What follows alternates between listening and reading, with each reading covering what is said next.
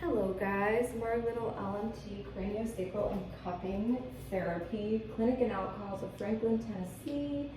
Today we have Justin here. We're doing a demonstration video of releasing the scaps with my hands actually. So releasing the fascia, connective tissue, under the scapula and around the scapula to help with neck pain, shoulder pain, thoracic outlet, brachial plexus nerve pain down the arm where people will get tingling into the hand and sometimes numb. And it just makes this whole thoracic diaphragm area kind of release, and you get more blood flow, more lymph flow, more fascial pliability, less neck tension, less tension around the whole clavicle and around the thoracic diaphragm. So today I'm just going to use these dry erase markers. They come right off. And I'm just gonna kind of see, I am gonna go into the armpit. If someone's ticklish, we do what we can. I have to do that to release stuff. So let's just see where the infraspinatus border, with that black marker, I'm just gonna make 2 X's.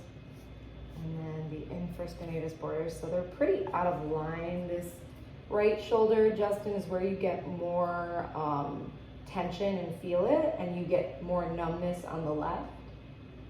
And the numbness goes kind of down the arm and into the hand. Some, but a lot of the weird feeling is actually underneath the shoulder blade. Gotcha. It's so almost like the subscap. muscles rolling over. Yep. Wrong. So subscap, guys, too. Right subscap is the heart point, but we're not always, relating to that when we're releasing. That's just something to know.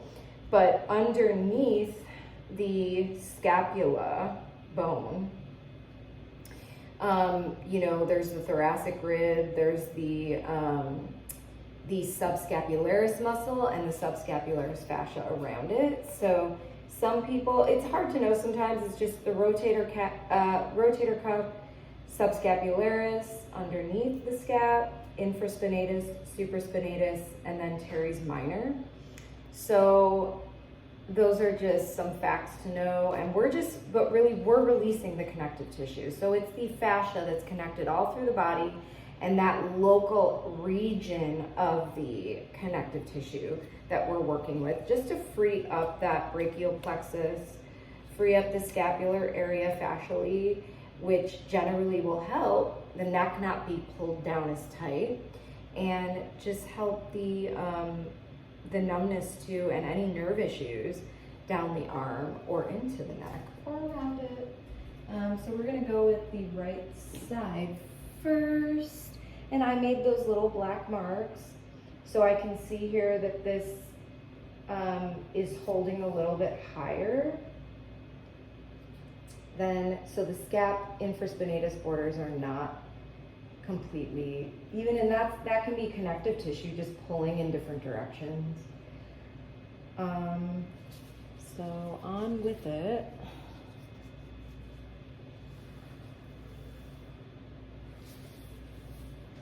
So first I'm just going to use some mobilization, holding above the epicondyle area.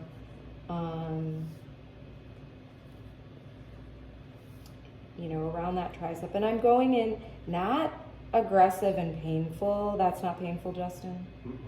I'm just getting into that connective tissue just to get that whole arm kind of relaxed. And if someone is kind of ticklish, sometimes I can go in without my fingers. We'll see how it goes, but really getting into that armpit is so helpful lymphatically. You want to be gentle though, because it can be a sensitive area. So, but that's a great way to get under the scapula, lifting that connective tissue, lifting and going in a little bit and then moving. Fascial work is not always still. It can be very still. I go between still and mobilizing, but I never want pain. Now, if somebody's ticklish, they're ticklish, and we do what we can.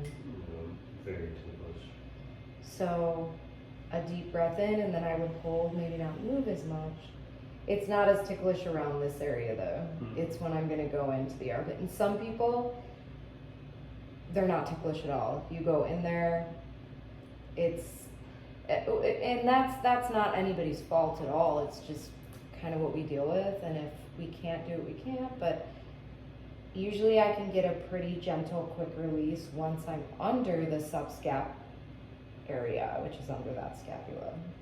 It's really the light pressure, as long as there's medium pressure. Right, and the thing is, with fascial work, you can go lighter, you can go deeper. You never want pain, but sometimes you do have to go a little bit more engaged than you even would need to avoid the tickling. So you work with the person and what they're feeling like. So I'm at like a medium to deep, but it's still not painful. Right. Okay. And that's just to avoid the ticklish kind of effect, which we're not trying to do, but sometimes that just happens with certain people. They're very ticklish in certain areas, so you'd use a firmer pressure to avoid that. And if I was using cups, I'd be decompressing, right? Not against compression. In fascial work with your hands, you're stretching the connective tissue. You're not trying to compress through bones at all, or even get into muscle tissue necessarily. You're trying to compress and stretch, either with the still myofascial or mobilizing a little bit and moving a little bit. But if you need to use more pressure to avoid tickling, that is fine. Just check in with the client. So right now I'm just getting the tissue used to touch, so there's less tickling.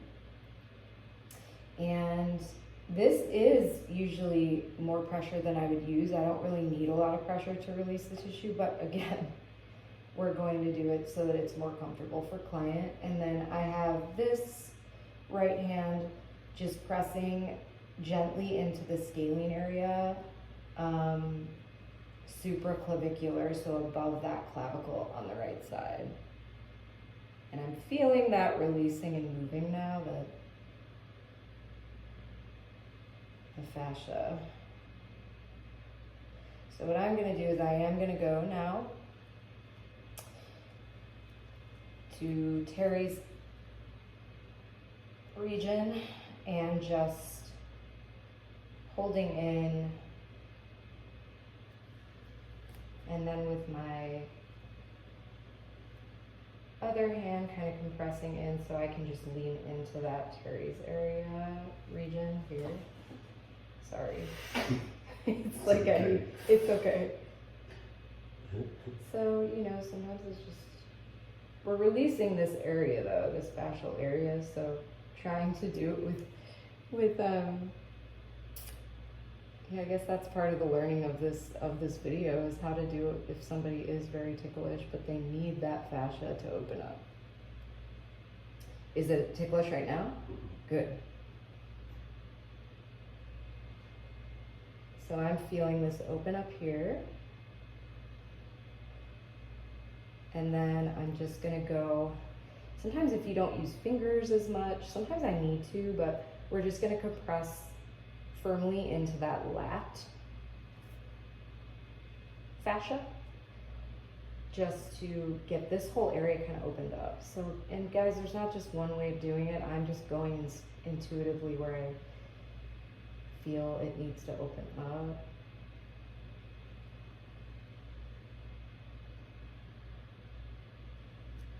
And then just stretching above that rhomboid area into trap. And opening a little bit. Opening. And just holding. And if you have to take some time to get the tissue used to it, because sometimes the tickling will just go away after a while once the client gets used to the touch. It takes a little bit. And again, we're doing still and movement fascial work, myofascial work right now. Again, you guys know I do craniosacral therapy and the cupping, and I love combining those. But today I just wanted to show you that fascial release around the scapulas and how they're uneven, and then how they're kind of going to align once the fascia releases. And again, I'm not diagnosing, disclaimer, not diagnosing, not giving medical advice at all. This is just educational demonstration. And also, I am never moving bones.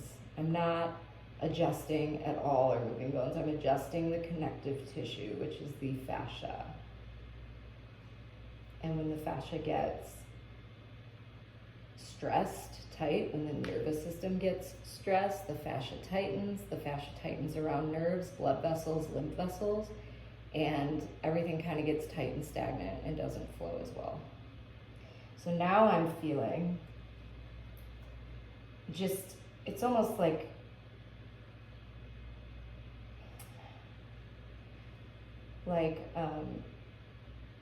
kind of like if you think of a sinkhole opening up with moisture or something like that. That's how it feels underneath my fingers, where I'm feeling like that tissue now, I'm able to move, and things are actually like releasing and moving. Justin, any thoughts or what you're... It feels good. Does it feel like it's opening up? Yeah. And it's a gradual like release. And are we tickling? I know I have my...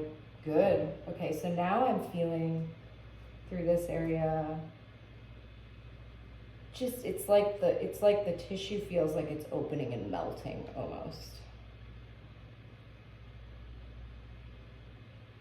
It's a release that I'm feeling. And sometimes if you go too hard, the person will tighten up again. So it doesn't need to be, it depends on the client, guys, and it depends on what you're intending to do. We're always having an intention.